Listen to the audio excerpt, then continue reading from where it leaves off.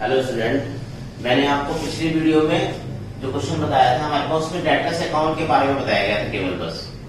अब इसमें दो चीजें और जुड़ गई हैं आपकी। एक तो हमारे पास जो आपको क्वेश्चन दिया हुआ है हमारे पास वो इनवाइस के ऊपर दिया हुआ है। जो पिछले सवाल थे हमारे पास वो कोस्ट के ऊपर थे हमारे डायरेक्ट। अब ये इनवाइस में दिया होता है लेकिन क्वेश्चन जो करना होता है हमारे पास कोस्ट के ऊपर करना होता है आपको।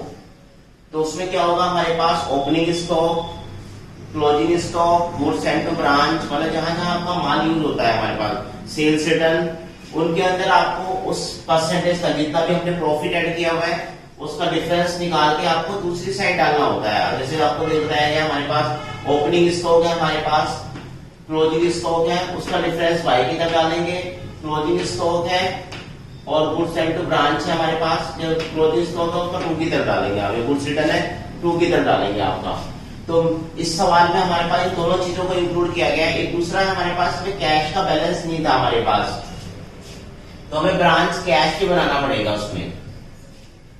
तो ब्रांच कैश बनाने मैंने आपको पिछली वीडियो में समझाया था ब्रांच कैश में क्या क्या चीजें आती है। जिससे कैश इंक्रीज होता है वो इधर की तरफ आती है हमारे पास, और जिससे कैश डिक्रीज होता है वो इधर की तरफ आती है। मतलब बढ़ता है हमारे पास टू की तरफ और घटता है तो बाई की तरफ।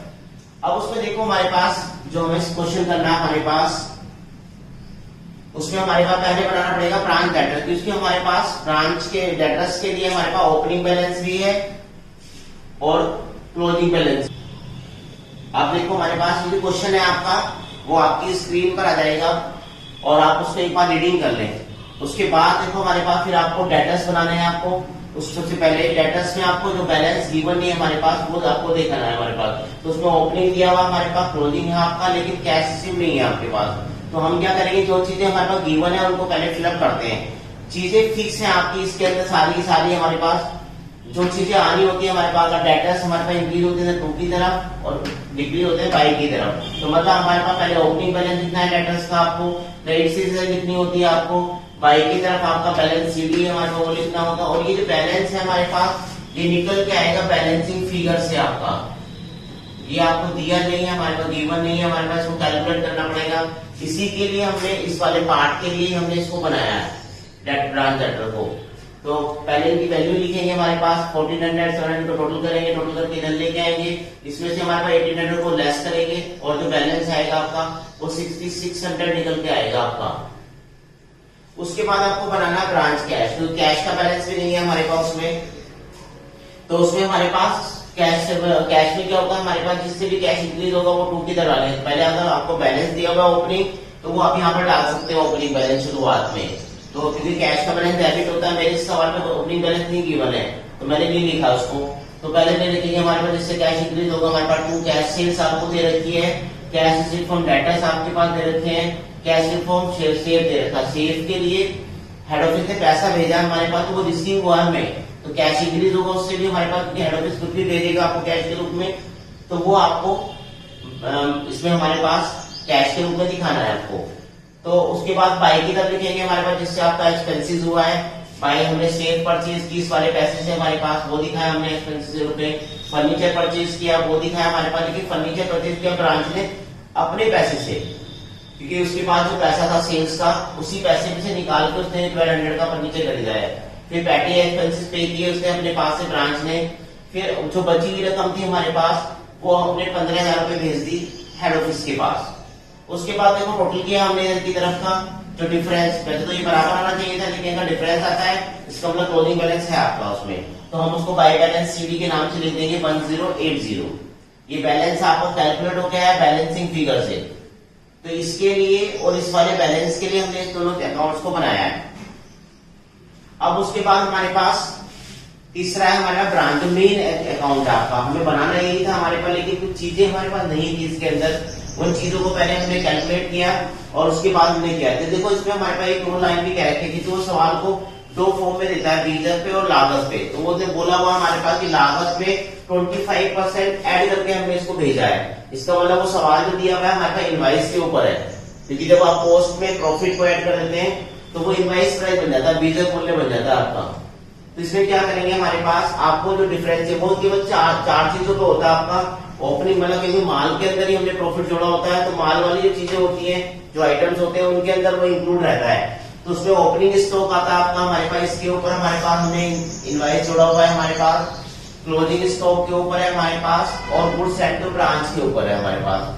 गुड्स रिटर्न हमारे सवाल में है नहीं इस पर, अगर होता तो उसके ऊपर भी कैलकुलेट करते हैं उसमें।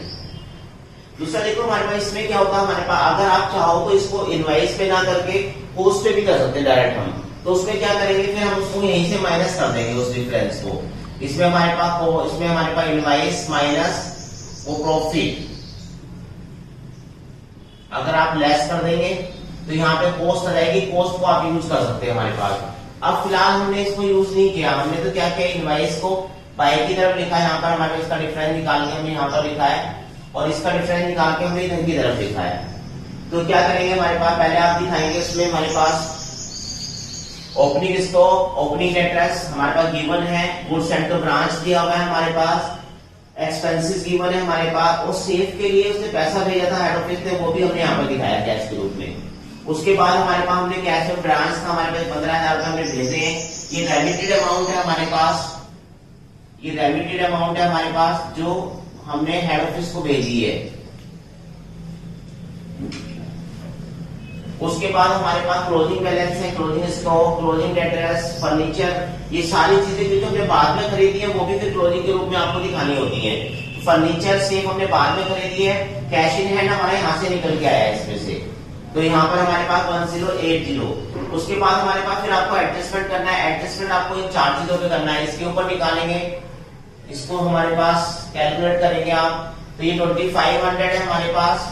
कॉस्ट पे कहा हुआ मैंने यहाँ पे बताया, हमारे पास कॉस्ट पे आपको दिया हुआ इनवॉइस पे दिया हुआ है, और कॉस्ट पे आपको कैलकुलेट करना है, तो जितना परसेंटेज आपको प्रॉफिट होता है उसको आप नीचे 100 में इंक्लूड करके दिखाते हैं।